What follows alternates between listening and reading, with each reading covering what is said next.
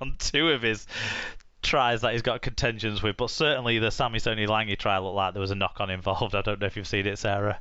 No, I kept trying to find the match highlights today, and I kept failing. They were up on the Super League website when I looked at tea time. You see, I didn't look that late because by that time it's jiu-jitsu. So you were beating up some kids? Yeah, it's what I like to do on a Monday. Alan Walker got in touch and said, "No hooker, no problem. As Alrix the Gaul goes off to see the Druid, King Arthur pulls the shit out of the stern and shoves it up 'em. The big boys bash 'em up in the middle and the backs give it some air. Well, it wasn't that good, really. Too many errors, must have been too hot. Was the distancing in the stands or the fans not weshing enough? Reckon we'll be playing in England from now on as teams seem too scared to fly."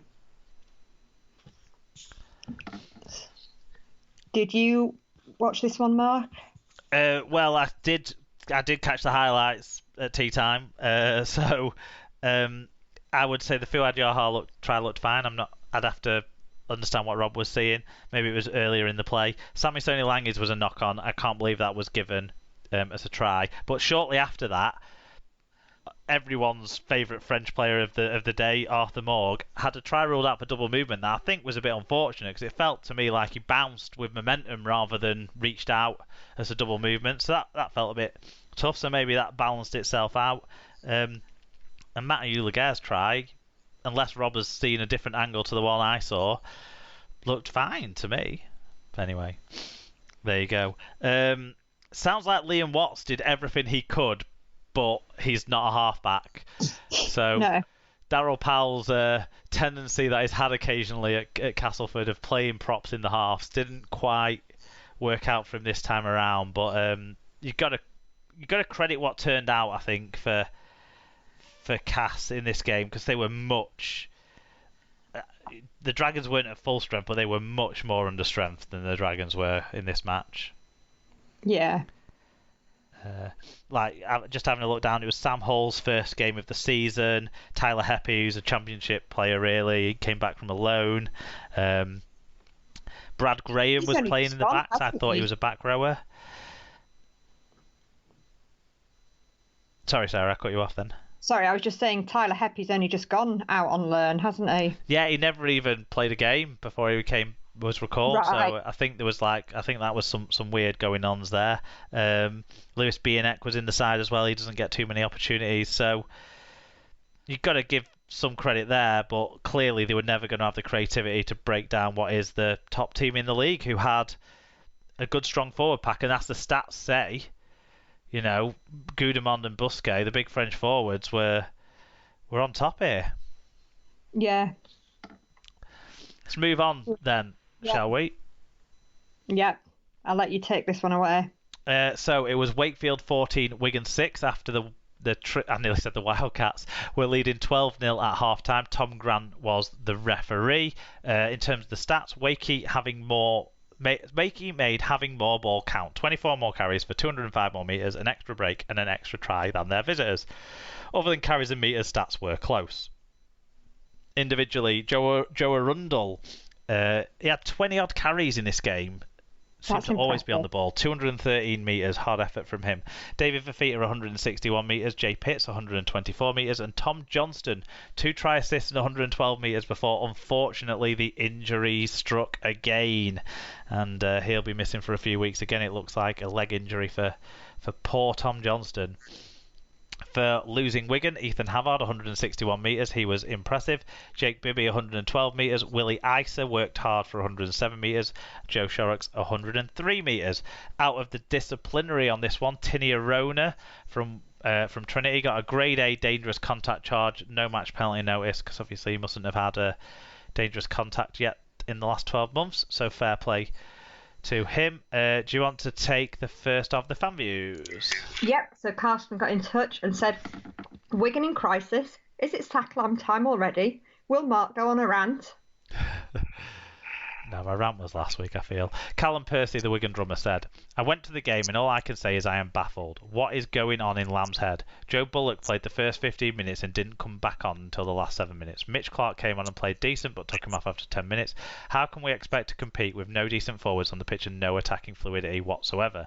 Lamb just needs to go for me. But on a positive note, I thought Kai Pearce-Paul and Brad O'Neill were superb. Yeah, Brad O'Neill made his debut for Wigan in this one, and Kai Pearce-Paul made his first start, I think, maybe second start for the outside back for the younger second rower. Yep. Ro Hayden said, first thing, why did Wigan play their young players and play people out of their position? This is maybe why we lost, but we should be winning. I know we can't win every game, but at least try and put a better squad out. In terms of squad, I don't think we had much choice. In terms of the way the team was set up, I think Callum's already covered that a little bit. No, we've got more detail to go into about that. Matt Speakman said, hard to see anything but this result when you see the players missing, but still some bizarre calls from Lamb. Here you go. I knew someone covered it. Matt does. Hanley came in to the year as the third strong fullback, and now missing the first two, he's not chosen there. Marshall didn't link up play as a fullback, should, but it's hard to blame a left winger for that. Bright spots again with the young players, but just no creativity near the line. No creativity near the line. For Wigan, it was very similar to the week before against Hull KR, in that Wigan had a long period towards the back end of the first half where they were in attacking position and couldn't get the ball down. Held up over the line 3 or 4 times, so you credit the Wakefield defence in that, but Wigan's attack was really poor. And like last week, Lamb's got to take a lot of responsibility for it, because I feel like it's his team selection and his tactics that are causing the players to be low on confidence here. I think he needs to think about. He needs to spot those things. These things that should be obvious to him, because he isn't a stupid coach and he isn't a guy who doesn't understand how to organise attacks. So hopefully it turns around. And from that point of view, I worry without Bevan French how that'll happen, but we'll see. Wakefield were just a little bit better than Wigan, not much better than Wigan. They scored a fantastic try, albeit Jake Bibby went to make it the third defender on one attacker and left his man spare to run 45 metres up the wing and set up a try. But their first try was well worked, good play by Tom Johnston, good support by Ryan Hampshire, despite the defensive failings. The second try had an element of luck to it, but there was an element of planning it, put the ball up where no one can really catch it and hope it lands for you. And Tom Johnson again did some good stuff to get the ball to Matty Asher. So, and then they held on defensively really after that. Wigan's big problem, Sarah, at the moment is they don't have the right level of conditioning in their forwards. The reason why Joe Bullock and Mitch Clark only spend 15 minutes or so on the pitch is because they can't go longer than that without starting to give away penalties or making errors. It's as simple as that. The conditioning's gone to shit, and there needs to be something addressed within the club to sort that out, because the only forwards that look fit are kids, and you can't keep playing them every week because they'll break down then, and then they won't be fit. But Havard, Shorrocks, Smithies, Partington, they look fit. The rest of them, throw Tony Clubb and even Brad Singleton this year into that mix, they don't look fit. They don't look well conditioned. They can't hack it. So I don't think if they'd have stayed on the pitch much longer, they could have gone up against Rona and Fafita in this game, who both played quite well. So yeah, well done Wakefield. Yep. Whilst that was happening, we had a TV game going on Thursday night over at Warrington. It was Warrington 44, Lee 18. It was 14-0 to the wire at half-time. So whilst Lee didn't get their customary early lead, They certainly had their customary fall apart in the second half. Jack Smith was back refereeing a Super League game, getting off that line, putting his flag down and picking up his whistle. Bless him. Incomplete team stats on this one, so we can't talk about them, but individually, Tom Lynham with 1 try, 5 tackles, 200 metres and 3 successful offloads. Chris Hill with 141 metres. Jake Mamo with 6 tackles, 138 metres. And Rob Butler with 137 metres. For Lee, James Bell had 52 tackles, 12 of which were marker tackles and 3 successful offloads. And Matty Russell, returning to his former home, had 6 tackles, 150 metres and 3 successful offloads. Out of the disciplinary, Sarah, Jake Mamo had a dangerous contact grade A charge, no match penalty notice for him off the back of that, though. So the box of frogs is free for next week. Excellent, always great. Loads of fan views.